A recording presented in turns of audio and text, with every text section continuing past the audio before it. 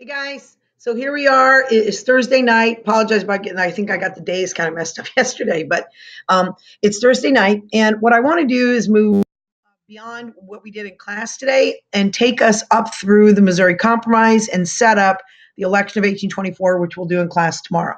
So to understand, if you recall when we stopped class today, you're going to actually need to download the notes I put up. I just uploaded the Part D notes. That will be what will take us up through the test. You also should note that last night I posted a review sheet for you to use in getting ready for the exam. Please do not freak out. Just take a look at it. Use it if it helps you. Don't use it if it doesn't help you, and go with it that way. So this is where we left off with the Monroe Doctrine. And what we now move into is we're going to move back with the domestic focus, back into the United States. And we're going to start looking at, remember we talked about those underlying tensions that were there during the era of good feelings? Well, we're going to start to see some of those tensions begin to emerge. Sectionalism, and if you note the term here, sectionalism, it literally means section against section. So you've got your New England section, which is where your Federalists tended to be, which is your trader section up there, former Federalist New England. You got the Mid-Atlantic, you'll have the West, and you'll have the South. So every section of the country has similarities and things that they want in common with the other sections, rah rah America kind of stuff.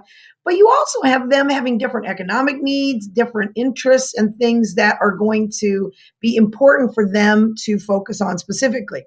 In 1819, we suffer what is the first of many what we'll call economic panics.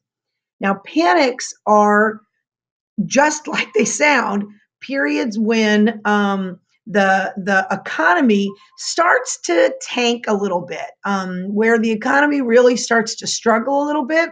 And in large part, this panic is a result of sort of the exuberance after we win the war, the War of 1812, and you're going to have people kind of going on this frenzy of buy-in and doing all these crazy investments and things, mostly precipitated by people speculating over Western land. And people are trying to buy that piece of land cheap that everybody's going to want tomorrow, that will make its value go up and make it more expensive. When you speculate's a form of gambling. So it's like people speculate on the market, people speculate on football games and soccer games. And what speculating is trying to predict the outcome and making a decision making a decision based on what you believe the outcome is going to be, and then putting money behind it and then risking it, hoping that if you're right, your purchase is actually going to be more valuable by virtue of some other events that are going on. In this case, people moving west. So there's a business recession. Each section is blaming the other for causing it. Businesses are getting in trouble because whenever there's a recession, that is, the economy slows down, their banks are not as willing to loan money. So you've got a reduction in credit at the bank, specifically the National Bank, which is going to really retract credit. You're going to have people being much more nervous about spending money, and much more nervous about lending on risky ventures. And foreign countries are going to start investing in the United States. Ultimately, we're going to go through a several-year depression. It's about a 6-year depression. It's not as bad as we will have others that we'll talk about, but it's the first time as a nation we're going to go through this with the National Bank, and it's going to cause some people to be very concerned about that. I got to pause to turn off a beeper. Okay, so I'm back. All right, so like I was saying, there was a 6-year depression, economic depression. Now, in the midst of this, we have a lot of seemingly insignificant events, but huge in terms of their implication. So on the next page, if you look, you've got Missouri.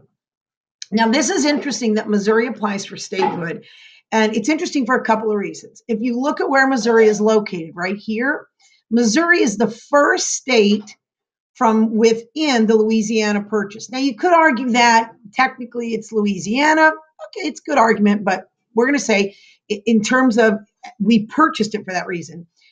This is the first state that comes from the territory that is the mass of territory to come in.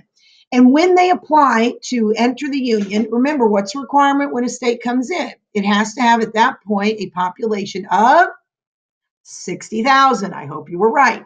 60,000 people. So once they have the 60,000, the prerequisite 60,000, they will apply to come in as a slave state. Did you hear that little piece I just dropped in there, that slave state piece? Okay, you should take out your papers. You should take out your maps. That's the second of the 3 maps that I handed out today. It is a blank map of this. So at this point, you can now take a look and you can kind of fill in some of the areas here. You've got up here, you've got Michigan, you've got Illinois coming in 1818, Indiana coming in 1818, Louisiana in 1812, Mississippi in 1817, Alabama in 1819. Missouri is going to apply to come in as a slave state. Now, why this is important, if you look at the map here, the states that are in the dark gray here, see these states where the cursor is moving? These states right here, these are all slave states in which slavery is legal.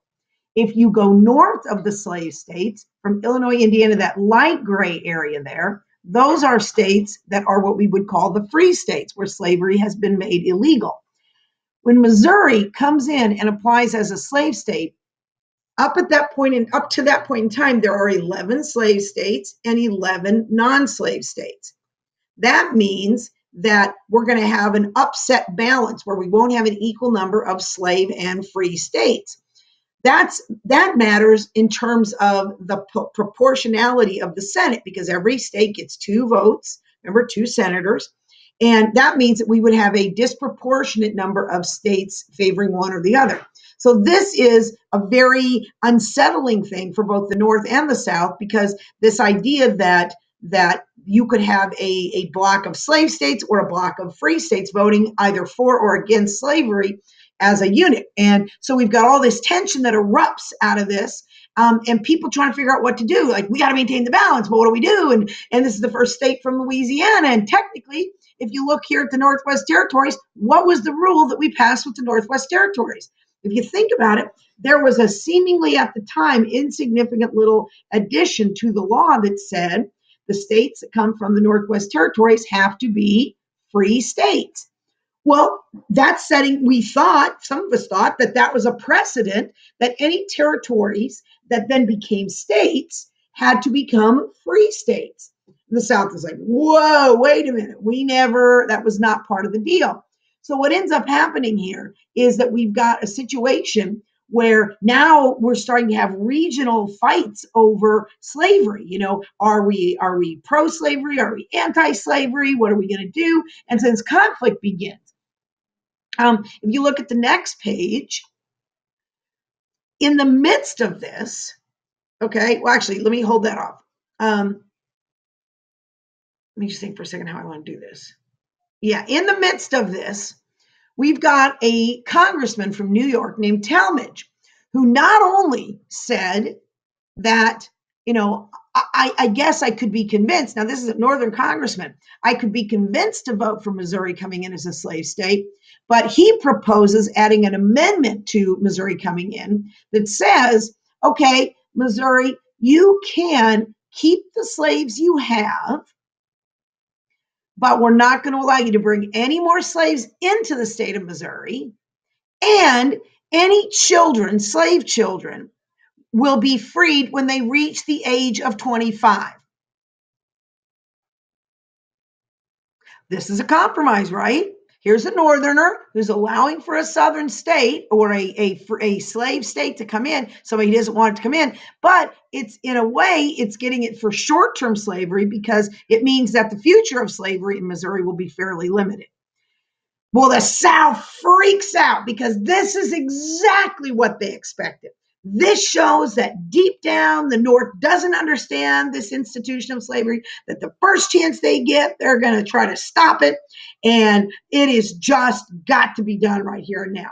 The South is angry, even though the Talmadge proposed amendment never passes. And it was amendment to the Missouri bill, not to the Constitution. They tried to amend the bill. It doesn't go anywhere. It was viewed and a symbol to the South that they had finally seen the North's views on slavery. And it kind of, in some ways, shown their hand, if you will, that idea that you kind of show your hand what you're really thinking.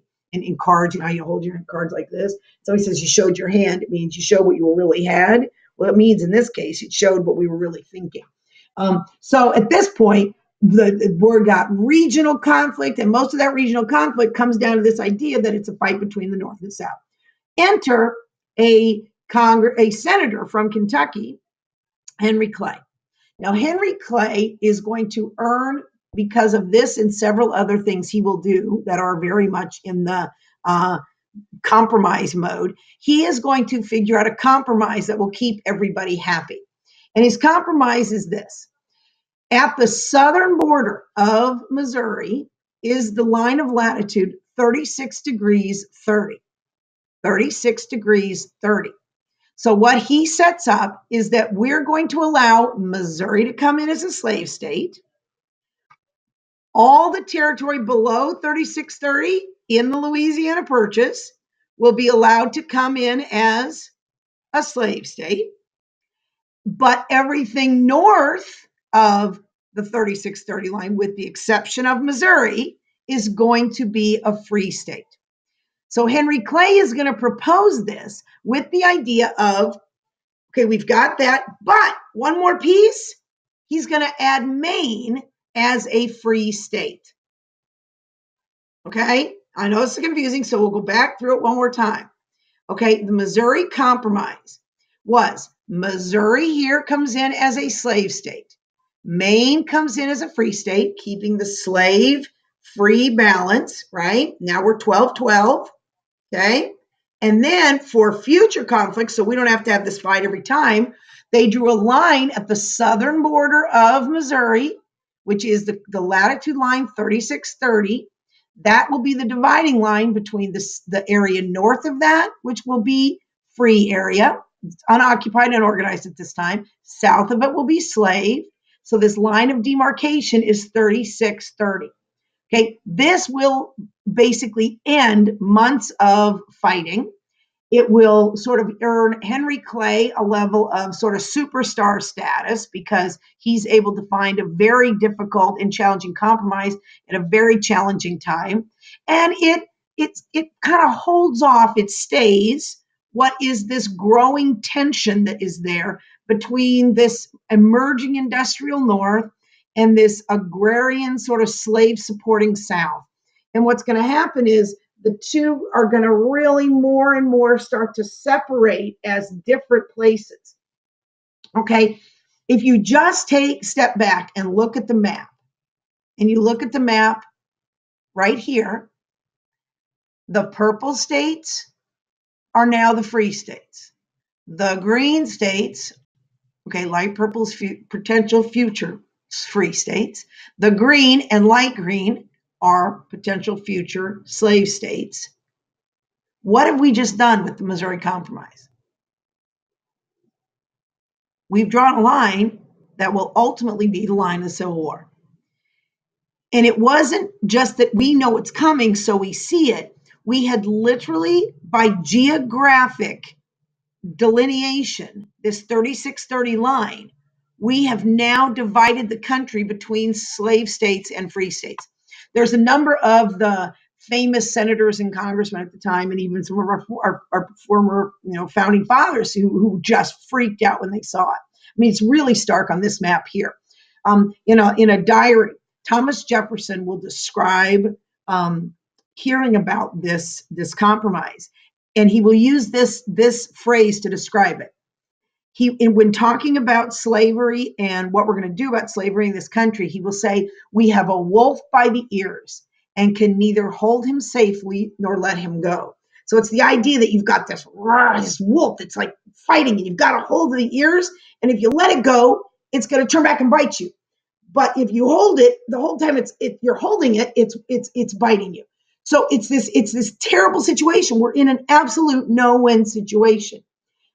He will go on to describe in a letter to a friend, but this momentous question, referring to the Missouri Compromise, like a fire bell in the night, awakened and filled me with terror. I considered it the knell of the Union. Okay, so a fire bell in the night. Let's go through and like take it apart and explain what it is. In this period, we don't have fire departments. So if you had a challenge or a threat in the middle of the night, like somebody's house got on fire, it's not like you can dial 911. You literally had somebody that would go ring a fire bell, and when you heard that fire bell, everybody would go and grab a bucket and run to wherever the fire was and use your buckets to try to put the fire out. So a fire bell is everybody attention, right? When you say, I considered it the knell of the union, okay, that is a reference to a gong. This idea, if you've ever seen the big gong and you hear the boom, boom, boom, that's a knell, okay? So you play that at a funeral, the knell of the union, the funeral of the union. So think about it this way, but this momentous question, like a fire bell in the night, awakened and filled me with terror. I considered it the knell of the union. Jefferson sees it. Jefferson sees that this is going to be a problem. Adams will say, when he heard about the Missouri Compromise, I take it for granted that the present question, as whether we're going to be free or slave, is a mere preamble, a title page to a great, tragic novel. Okay, I'm sure you'll have lots of questions. Please bring your questions tomorrow. We're going to talk about those questions in class, and I think that's it. All right, see you tomorrow.